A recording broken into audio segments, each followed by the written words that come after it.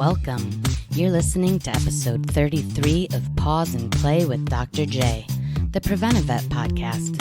On today's show, we chat about some of the dangers to be aware of now that winter is around the corner. Do you still need a gift or stocking stuffer for the dog and cat lovers in your life? Our 101 Tips books are fun, educational, and easy for the whole family to read. Help your friends and family keep their pets happy, healthy, and safe. Take a look inside and read reviews at shop.preventavet.com. And now, let's start the show. Welcome back to another episode of Pause and Play with Dr. J. I'm your co-host, Mia, and I've got the lovely doctor with us here. How are you doing? I'm very well, Mia. Thank you. How are you today? I am doing all right. Things are getting really chilly. I have already had to get I brought Marshall to work with me today, so I wanted to make sure that the car would not be too chilly for him. I had frost on the front and back, so had to leave that running for a while before I let the prince in. And so His Royal Highness. Exactly. So it's perfect timing for us to be talking about some winter pet safety. Winter time is fantastic, but it's also a time when our dogs and cats can get into some stuff. I think, dogs in particular. One of the biggest things, at least from my perspective and from what I remember walking around Brooklyn whenever we would have any snow, there was ice melters on the ground immediately. Yeah. Which I guess makes sense. People don't want to get sued for having other people slip on the ice in front of, their place of business or anything. But that stuff is really pretty terrible for paws. Yeah, a lot of it definitely is. What kind of stuff, what happens exactly? Well, most of the most common ice melters are really salt-based. And because I was thinking back to chemistry, raise or lower. So they lower the freezing temperature of water so that it has to get colder for it to freeze. Anyway, they melt ice is what they do. Yes. But that is a reaction that releases heat frequently. So they can actually cause chemical burns on dogs' paws directly. But then also, because what dogs will frequently do when they get stuff on their paws is they'll lick it off. Right. And if they ingest a bunch of it, they can actually wind up with sodium poisoning in essence, and that can cause some neurologic problems and some digestive issues. So these ice melters, most of the ice melters out there, most of the most common ones, are quite dangerous, both if they get on your dog's paws or your cat's paws, and then if they should lick it off their paws. Now, there are some pet safer ice melts out there, and they're also typically more environmentally friendly. Mm-hmm. And those are more based on urea, which doesn't have a lot of the same potentially toxic effects for your pets. So there are pet safer ones that you should look out for and consider going with. They are typically a little bit more spendy, but they can be worth it in the long run, both for your pets as well as for the environment. And urea, is it what it sounds like? It's not urine, if that's what you're thinking. It's more of a nitrogen-based compound, and it helps to melt ice and prevent water from freezing as well, but doesn't have the same chemical reaction as a lot of the salts. Okay, good. I'm wondering, I don't even know if you know necessarily, but you say it's better. I can't what? No, I was going to say you can't walk around peeing on the sidewalks and hoping to melt the ice. I think it will work, but your neighbors might be I was going to say pissed, but that's a horrible pun to use there. Not that it's ever stopped me before. It's pretty perfect, actually. Yes. Well, I was going to say, I don't know if you would know this, but, I know that the melters wreak havoc on cars, right? Generally. And so I'm wondering if that urea option would maybe even be better for cars. It's probably better. I don't know. This is really, stretching the limits of my chemistry memory. But the big thing with the traditional ice melters and what they do to cars, especially, back east where I grew up, is they cause corrosion. They cause, rusting and corrosion. And I would imagine that the urea-based ones would be less corrosive. But again, I don't know that for certain, so don't quote me on that. That's off the record, not that we're recording this. Right. I won't tell a soul. Yes. So obviously, I mean, like, regardless of the ice melter, I'm sure that, if it is able to melt the ice and all that, I'm sure that whatever it is, urea or salt-based, either way probably isn't great for paws. So what is, I guess, the best way to, or the most effective way to get the chemicals off of our dogs and some of our outdoor kitties' paws as well? So, I mean, well, being the preventive vet, the best way is to prevent it from ever getting on there in the first place. And that's where like booties and stuff like that and dog socks come in really quite handy. Yes, or even because like dogs Musher Secret, love like a balm. Yes, Totally. Well, I used Totally. to work. I used to have to use Musher's Secret, and of course, I call Marshall Mush all the time. So I especially liked it for that. But I wish that he would wear booties, and I know that we have a video on our site. I'll link to it, or I'll embed it in this, that is supposed to help you train your dog to wear booties. I think I need to like do a month-long course in it or something. Yeah. But Well, and some dogs definitely take a lot more acclimation than others, and for some dogs it's just not terribly practical, for whatever reason. And so I think, people should do what they can to prevent this stuff from getting on their dog's paws, which involves using some of the pet safer ones, using booties if you can, or, socks or something like that on your dog. And they make specific dog socks. Don't try using your own socks. But if they do get some ice melter on their paw, ideally before they have a chance to lick it off, go ahead and rinse off their paws. So whether that's, bring them in and just dipping their paws in a bowl of warm water. You don't want to do obviously very hot. Even if their paws seem cold, you don't want to do very hot because that can cause burns.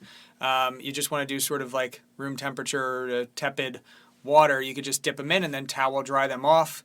You could do a little bit of shampoo. So like your pet's regular shampoo will help. There are also little, I don't know, for lack of a better word, dip tanks or paw washing systems. paw baths. That actually, paw bath, there you go.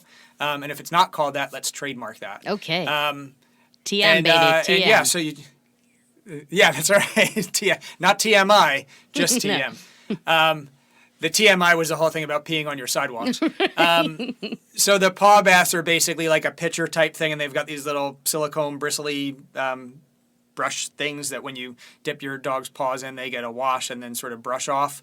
But the key is really rinsing them off well after that, even just with water, and then drying them off, just towel drying them off well also.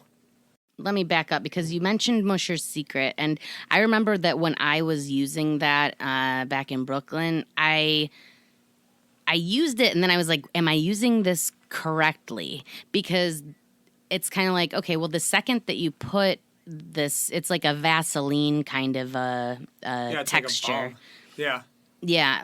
So, the second that you put it on their foot, it's all sticky and goopy, and then he's walking around, the apartment and then going down the stairs and then finally going outside. So I'm like, at what point does it become effective? And also I was like, was I supposed to put it on after? Like, No, I mean, really, ideally, because of all the reasons you just said, is, keep it near the door. Don't, keep it out of reach of your dog just so that they don't get into it and eat it. And, because that's going to have a laxative effect, which won't be very fun for your floors. But, you do it shortly before going out. You don't necessarily want them walking all around the house with it on.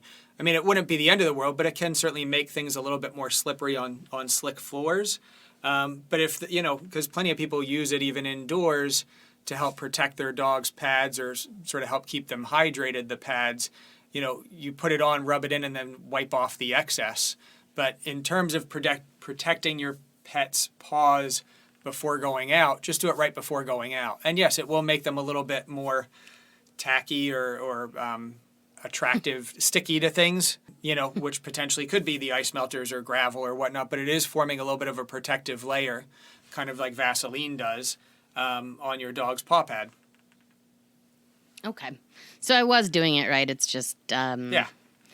I should have been carrying him down the stairs, basically, from the apartment. Or putting it on nearer the door. Yeah.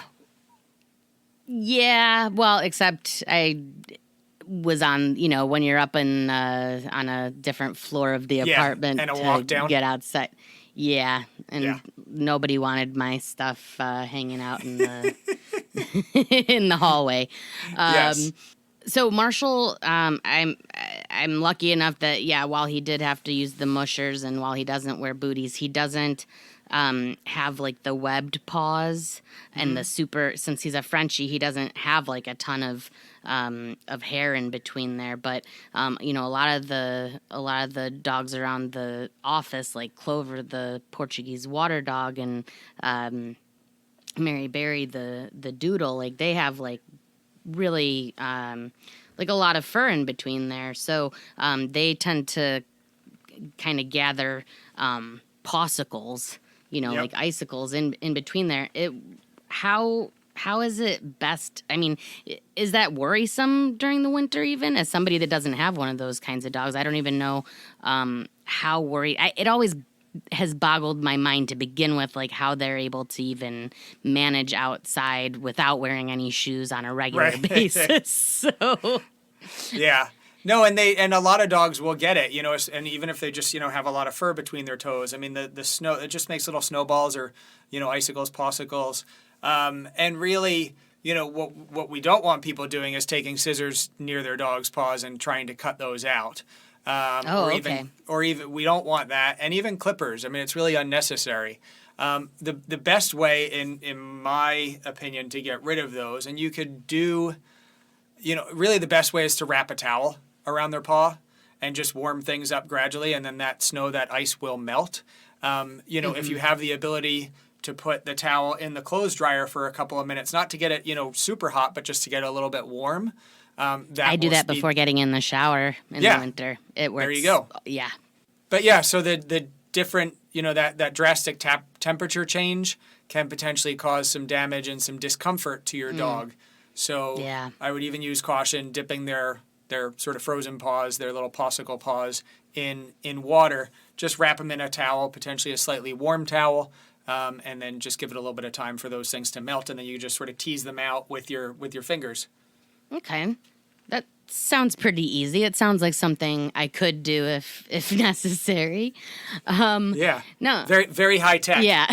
Now, what about like their noses and their ears? That like I don't think I've ever seen anything. I mean, obviously you wouldn't want there to be like a breathing hazard or anything like that, but I get concerned about my nose gets super cold. So I assume that theirs would be. Plus, it's like rooting around a lot of the times in the snow. Is there anything that or maybe we don't even have to worry about it? I'm just a worrywart. I don't know that there's necessarily anything specific that we typically have to do. I mean, there are, sled dogs and stuff are out in the snow, for hours on end and sometimes all the time.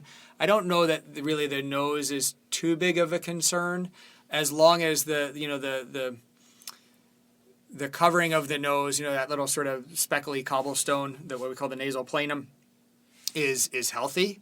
If you've got a dog that's got sort of a depigmented nose, where the sort of the traditional black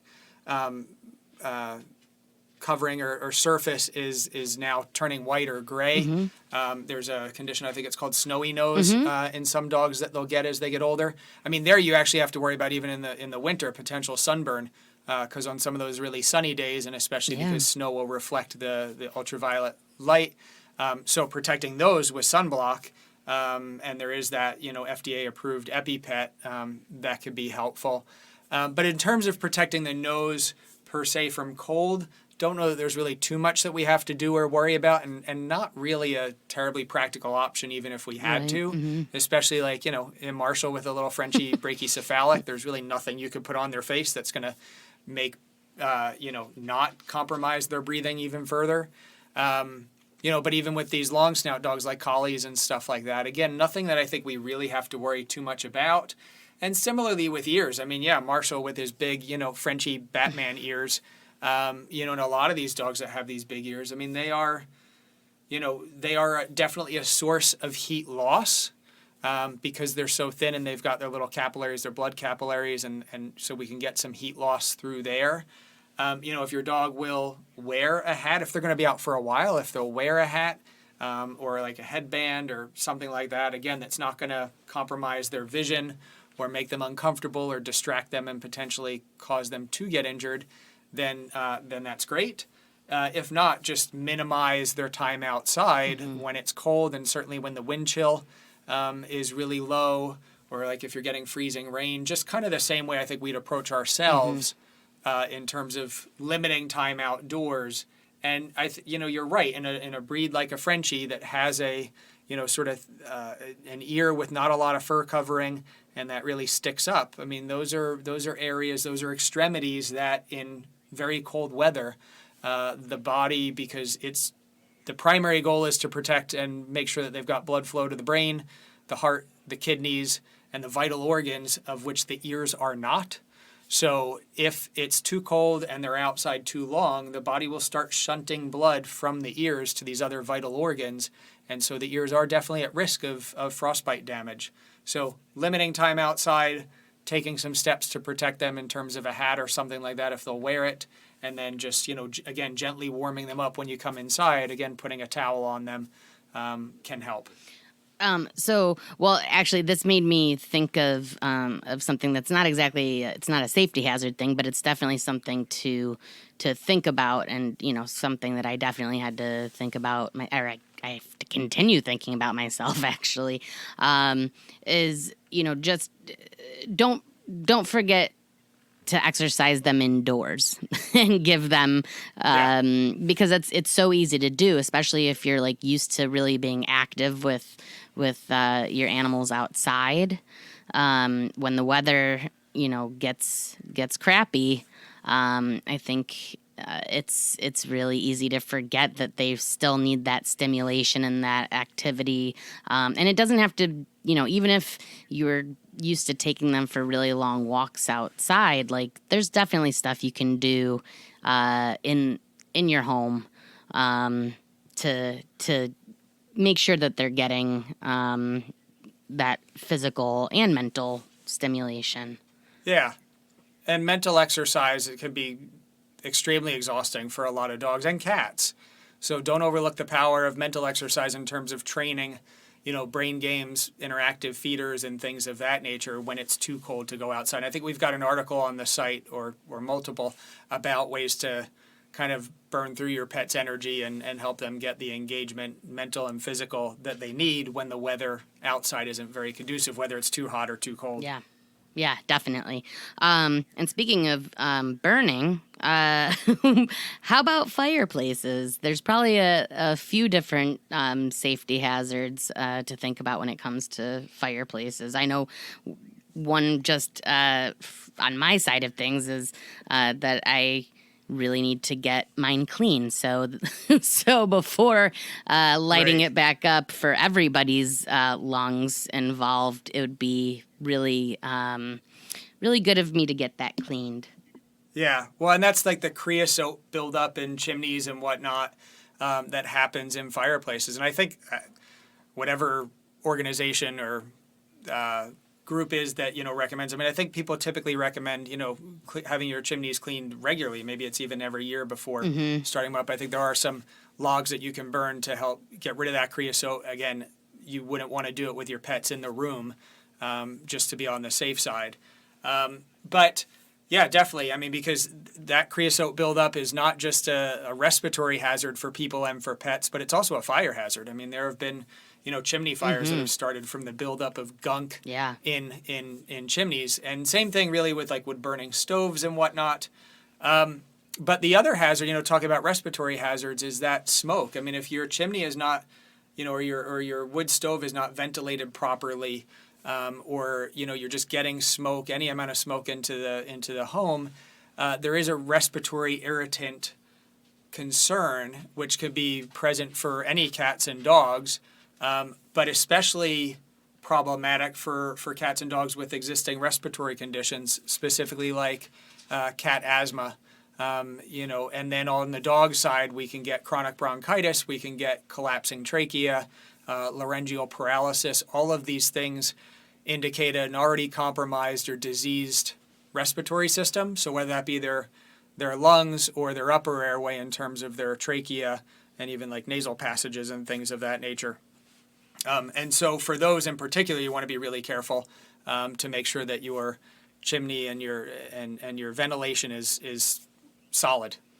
Now, I would assume that some of the same kind of hazards with the breathing and everything would also include wall heaters. I don't know everybody's, heating HVAC systems or anything like that, but I know that that mine, since moving to Seattle, it's different than any of the ones that I've ever used in the past. So it says on the unit that it should be cleaned every 6 months.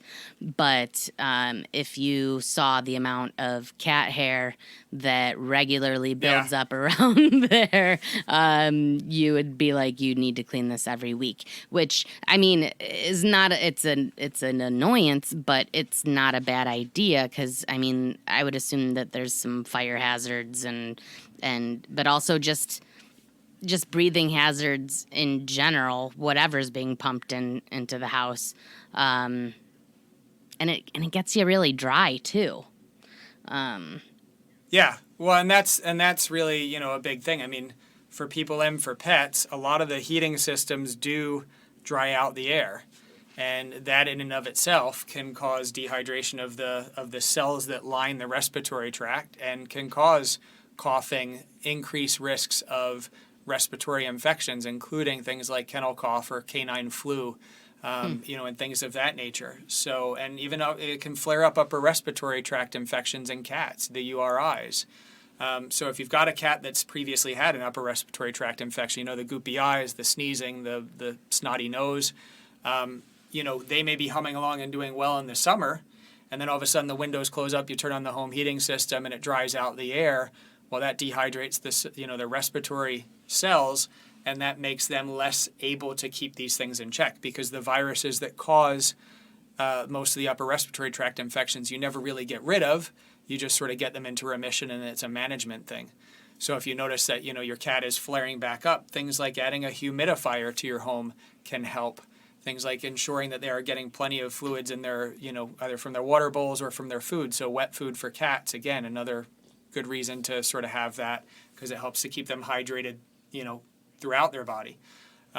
So those are some of the things that we really start to think about. And then you're right, cleaning those filters. And if your manufacturer recommends every 6 months, but you've got, a bunch of German Shepherds in your house or Golden Retrievers or, Persians or whatever, is losing fur faster than you could pick it up, you're probably going to have to clean those filters or replace those filters more regularly. So keeping up with that is important, not just for their respiratory health, but also for yours. So what about, and I'm not sure if, sorry, Marshall's trying to get my attention right now by knocking on me. I don't know if you can hear that or not. But no, but I can picture it now, which is kind of hilarious. Yeah, it's working. He is getting my attention. I need to tell him he doesn't need to get negative attention from me. Right. But I don't know if you mentioned it. We might have said something about it briefly, but with the wood stoves, which are so cute and charming, if it's not something that is used regularly throughout the year and your cats are used to laying on them, it was something that you had mentioned in passing, but I don't think it made it onto the podcast yet. So I just wanted to make sure that we brought that up because that's another, and it's not even just the wood stoves. Now that I'm thinking about it, like if you're in one of those, the radiant heaters, because those get really hot. Yeah. Yeah, the radiators and stuff. I mean, if your cats are, because cats love to lay on things and they need vertical space. I mean, they need perches really. One, to feel safe, and two, to kind of observe what's going on outside and just for part of their environmental enrichment. So if during the summer when you don't have your wood stove on or you don't have your radiators on and things of that nature, if your cat is getting used to being on those things and then all of a sudden you turn those on and they just jump up, I mean, both of those can cause some very serious burns and trauma that way to your cats. So, best to give them other things to perch on, like cat trees. There are some of those cool cat shelves that you can attach to your window and or your walls. Give them other things to lay on that will be safe for them year round. If you haven't done that, then you're just going to have to set up some barriers to try and keep your cats off of those other surfaces that will now be hot. And thinking that a cat won't be stupid enough to jump up onto one because it's hot, you might be giving cats too much credit. One, they don't know until they get up there. I mean, yeah, right. I think we can all feel heat and everything, but I think we need to give ourselves more credit and take the steps to prevent them from doing it, because at the end of the day, if they get paw burns, that's, on us, and then that's a trip to the vet and management afterwards, which would involve, potentially bandaging, pain management, antibiotic administration, changing litter, stuff like that. So just avoid the problem and ideally train your cats and give them other alternatives for perching other than those, and then, take some steps to keep them off of those surfaces when they're going to be hot. Right on. Well, from inside to outside, we started with the outside with the ice melters, but we can't forget our little kitty friends that like to be by the heat of our car engines. Now is the time, and it's not even just during the winter. I think as soon as things start, as soon as the temperatures start going down, they probably are looking to find that heat source. So is knocking on the hood enough, I guess? I'm just trying to think like... Yeah.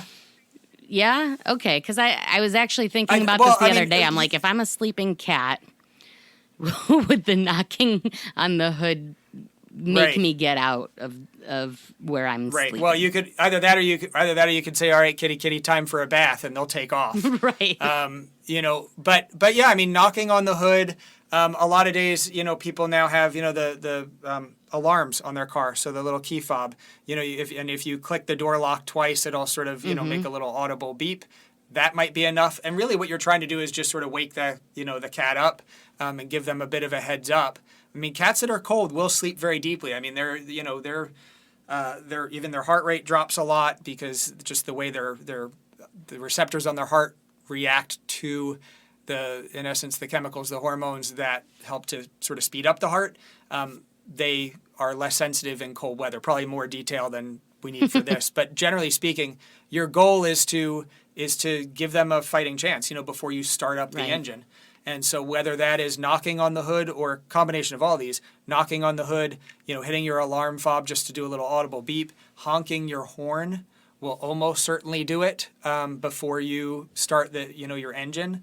But it is a good habit to get into, especially in the winter time. And this would also be the case if you've got, if you park your car in your garage and you've got cats that are either indoor, outdoor, or have access to your garage, but maybe not the inside of the house, because they may, after you come home in the evening, maybe be like, okay, well, right here next to the engine block is warm. I'm going to snuggle up in here. So again, knocking on the hood, little alarm fob, honking the horn.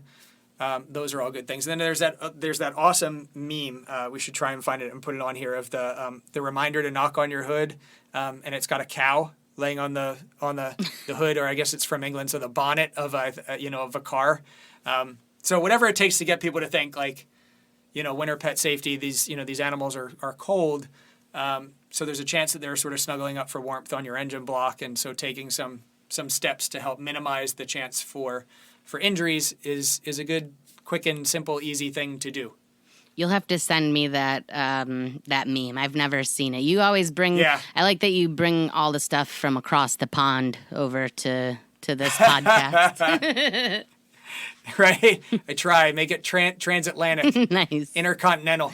Yeah. Well, I know that your time is limited today, so we're going to have to wrap things up. But I appreciate all of your advice and knowledge. And, of course, we will post links to all of the resources and, of course, the video of trying to train your dog to wear boots. And I'm going to try to train Marshall and Mabel. Mabel needs them for multiple reasons, but we haven't been able to find any booties or socks that will stay on her feet. So, but once we do, I'm gonna get this taken care of just so I can feel like I've conquered dog booties. Yeah. You have to do, yeah. We'll have to all see it once you do. Oh, trust me, I will be shouting from the rooftops and holding screenings of my victorious video if and when that happens.